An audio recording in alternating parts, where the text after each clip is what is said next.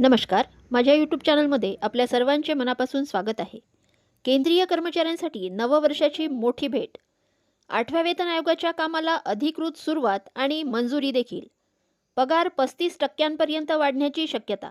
चला तर जाणून घेऊयात सविस्तर माहिती. त्यापूर्वी चॅनलला नवीन असाल तर लाईक करायला विसरू नका, सबस्क्राईब करायला विसरू नका, नवीन अपडेटसाठी बेल आयकनला प्रेस करायला विसरू नका आणि माहिती आवडल्यास आपल्या सहकारी मित्रांना शेअर करायला देखील विसरू नका. नवीन वर्ष सरकारी कर्मचारी आणि पेन्शनधारकांसाठी आनंदाची बातमी घेऊन आला आहे. केंद्र सरकारने 8व्या वेतन आयोगाच्या अंमलबजावणीच्या दिशेने महत्त्वपूर्ण पाऊल उचलले आहेत. 1 जानेवारीपासून या संदर्भातील गणना प्रक्रियेला सुरुवात झाली आहे. या निर्णयामुळे देशातील लाखो कर्मचाऱ्यांच्या वेतनात आणि निवृत्ती वेतनधारकांच्या पेन्शनमध्ये मोठी वाढ होण्याचा मार्ग मोकळा झाला आहे. नोव्हेंबर महिन्यातच सरकारने या प्रस्तावाला हिरवा कंदील दिला होता. वेतनामध्ये 35% वाढीची शक्यता.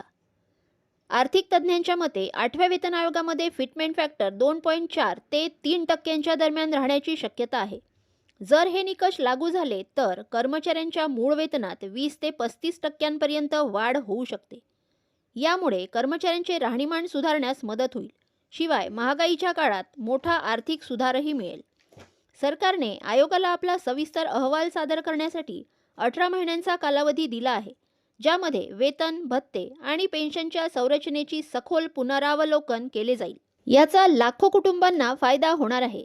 या निर्णयाचा थेट परिणाम केंद्र सरकारच्या अखत्यारीत येणाऱ्या लाखो वर्तमान कर्मचाऱ्यांवर आणि पेन्शनधारकांवर होणार आहे. वेतन आयोगाच्या माध्यमातून केवळ पगारच नाही तर घरभाडे भत्ता, प्रवास भत्ता आणि इतर सोयीसुविधांमध्येही सुधारणा करण्यात आल्या आहेत. नवीन वर्षाच्या सुरुवातीलाच सरकारने घेतलेल्या या सकारात्मक निर्णयामुळे कर्मचारी संघटनांमध्ये समाधानाचे वातावरण पाहायला मिळत आहे.